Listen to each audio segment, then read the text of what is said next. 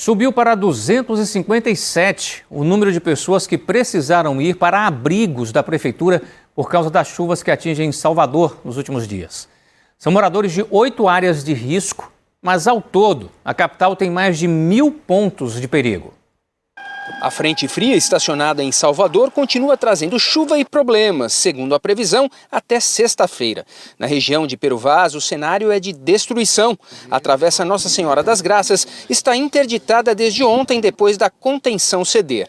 Casas foram interditadas por causa do risco de novos deslizamentos. Minha casa mesmo foi interditada, eu estou na casa de minha irmã. E a gente fica sem saber o que é que vai acontecer, porque se eles não agilizar isso aí, o prejuízo pode ser pior. Com as chuvas dos últimos dias, o solo está encharcado e a lama escorre. Segundo a Defesa Civil de Salvador, a cidade tem 400 áreas de risco e nestes locais são mais de 1.000 pontos de perigo. As áreas que correm mais riscos na capital baiana são os bairros de São Caetano, Bom Joá e Castelo Branco. Além disso, a capital tem 11 sirenes instaladas em 10 comunidades. Estações meteorológicas e que medem a quantidade de chuvas por hora indicam quando a sirene deve tocar nas áreas de risco. O primeiro objetivo é salvar vidas com a evacuação das famílias. Quando ouviu a sirene, esta moradora de uma área de risco no Lobato pegou o filho e correu para um abrigo. A gente adulto consegue se virar, né? Mas a criança não. E na hora de correr, a criança não tem como.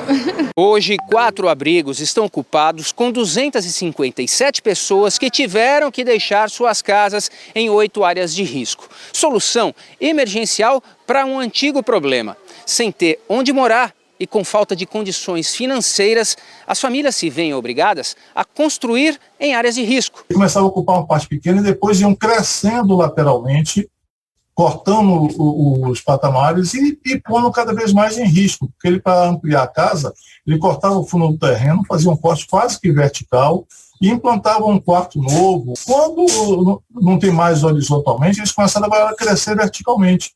Então vocês se encontram nessa cidade muitas habitações aí com 3, 4, 5, 6 pavimentos. Como não tem uma coleta de águas pluviais, elas são jogadas diretamente nas encostas, e isso é ruim.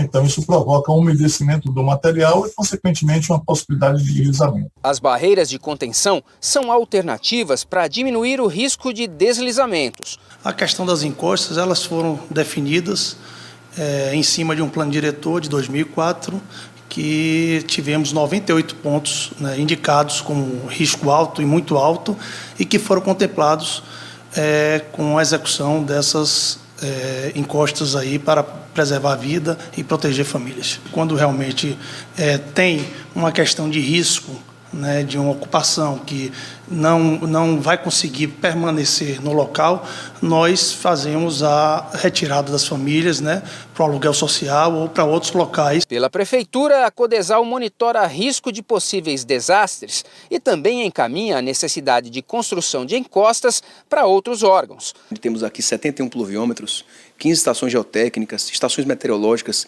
estações geológicas, todo um aparato tecnológico analisado e avaliado aqui por meteorologistas, estatísticos, engenheiros ambientais, geólogos.